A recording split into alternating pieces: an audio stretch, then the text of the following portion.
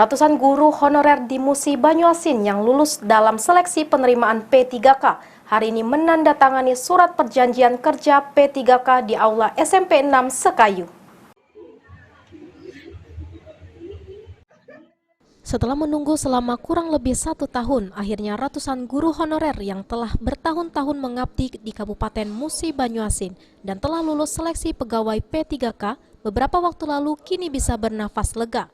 Karena pada Selasa 4 Juni 2022 sudah mulai menandatangani surat kontrak atau perjanjian kerja sebagai pegawai pemerintah dengan perjanjian kerja atau P3K.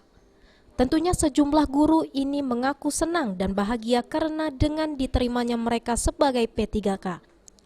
Setidaknya bisa menjadi kesejahteraan mereka yang selama ini dinilai sangat minim. Puji syukur kepada Allah Subhanahu wa Ta'ala yang sudah memberikan anugerah ini, bahwa kami sangat senang sekali. Adanya sudah sekian lama menunggu, itu aja. Alhamdulillah. Bu, ini mulai mengabdi sejak kapan, Bu?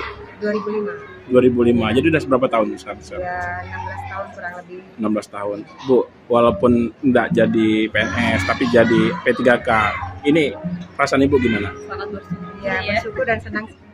Perasaan Alhamdulillah sangat bersyukur, sesuatu yang sudah lama saya nanti-nantikan akhirnya terwujud. oh, sudah berapa lama sih ngabdi jadi guru honorer? Saya sudah 17 tahun. 17 tahun lebih ya. Selama ini nunggu berapa lama sih baru tanda tangan kontrak dari tes kemarin?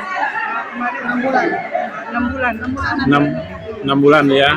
Jadi harapan setelah diangkat ini seperti apa?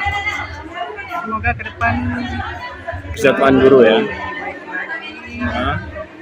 kinerjanya lebih ditingkatkan.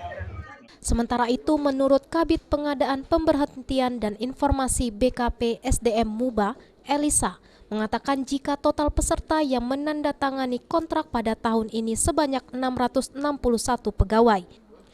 Dengan dibagi menjadi 7 sesi dalam 2 hari sejak 14 hingga 15 Juni 2022.